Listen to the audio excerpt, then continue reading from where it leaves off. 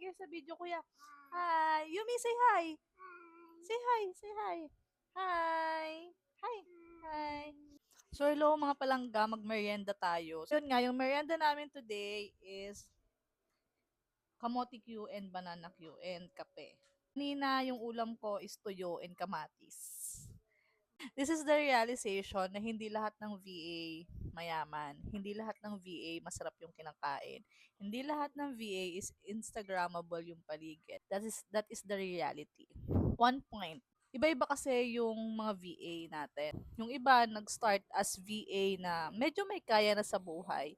Meron namang iba na nag-start from nothing talaga. Worst case pa nga niyan is yung baon sa utang. And ako ay isa sa mga VA na nag-start na as in wala. Marami tayong mga binabayaran, marami tayong pinagkagastusan. So, hindi natin kayang mabuhay ng magarbo kagaya ng ibang mga VA. Which is, serve nila yung buhay na ganon, na maging masarap yung buhay nila, kumain sila ng masarap, tumila sila sa magandang bahay.